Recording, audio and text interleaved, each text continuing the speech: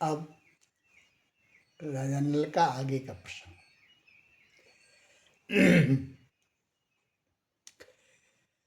इधर राजा प्रथम वृद्ध हो गए, शत्रुओं ने कुचाल चल दी और राज्य पर कब्जा कर लिया और उन्हें जेल में डाल दिया गया। और पहले तो चक्की पिसवाई जाती थी, चक्कियाँ आटे की, पत्थर वाली थी तो उसको ऐसे ऐसे चलाते थे। ये काम दिया गया उसको जेल में। बेचारा वृद्ध आदमी करता रहता।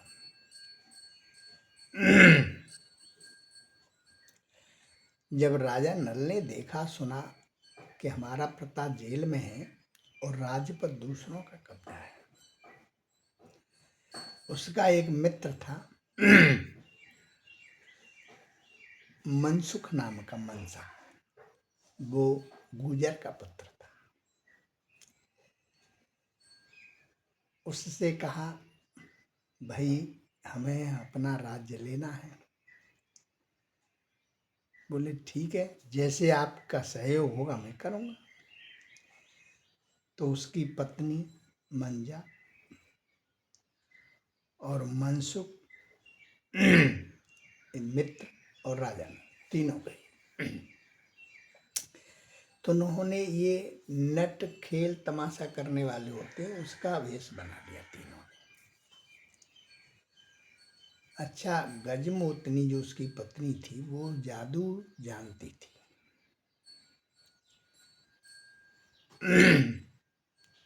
उसने जादू मार दी, मंत्र के द्वारा फूंक दिया, सारा नगर इकट्ठा हो गया। भीड़ इतनी, किसी का उठ के जाने का मन न करे। उसने बांस पे रस्सा बांधा और उस पर चलने लगी, गाना बजाना गाने लगी। अब तो बड़ा रोचक दृश्य। नगरवासियों ने प्रार्थना की राजा से, हे राजन, ये तमाशा खेल जो है, बहुत अच्छे कलाकार हैं, 2-4 दिन और हो जाए तो ठीक है। बोले ठीक।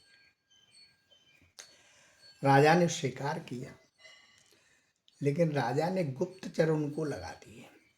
बोले देखना ये है कौन,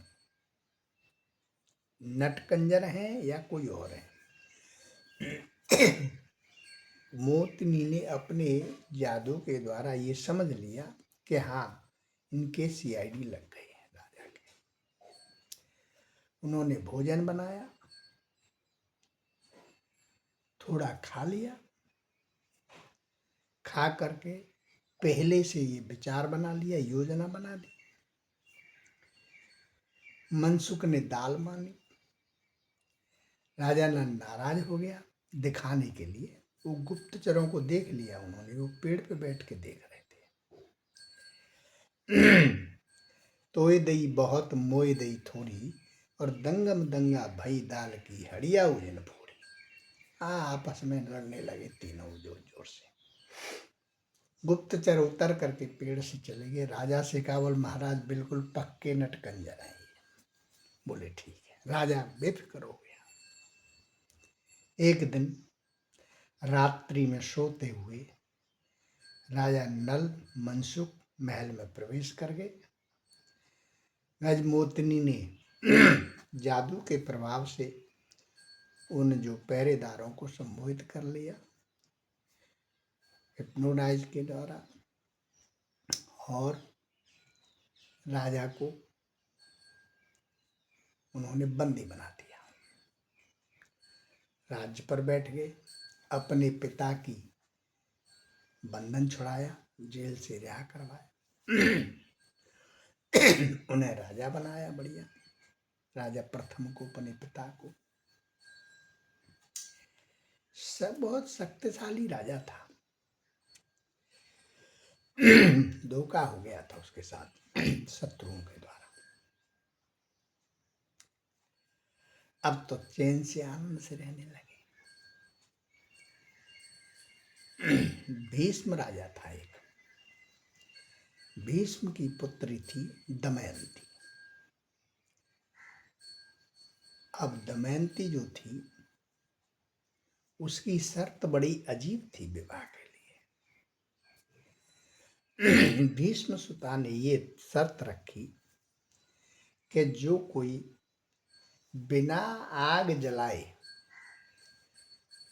और यहाँ इसमें आग पर दाल पका देगा उसके साथ मेरा विवाह किया जाएगा। राजा नल एक अवतारी थे। माता भगवती दुर्गा का मंत्र उन्हें बीज मंत्र सिद्ध था। ओम ऐं ह्रीं क्लीं चामुंडाय विच्चय नमः। ये नल पुराण के अनुसार उन्होंने मंत्र फूंका, माता दुर्गा की प्रार्थना की, अग्नि प्रज्वलित हो गई अपने आप। अग्निदेव प्रसन्न हो गए। उन्होंने रख करके ईंटें आग जला करके दाल बनाई मंत्र के द्वारा आग जला के। उस दमयंती की शर्त पूरी हो गई। देश विदेश के बहुत सारे राजा सम्मेलन में आए थे। पहले ये ऐसे ही सम्मेलन होते थे बाहुबल से, और उन्होंने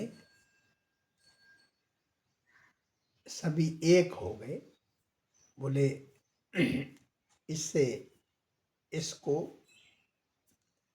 दमयंती को छुड़ा लिया जाए। राजा नल ने युद्ध किया, सबको हरा दिया, सब परास्त हो गए, शरण में आ गए। राजा नल अपने देश में वापस आ गया।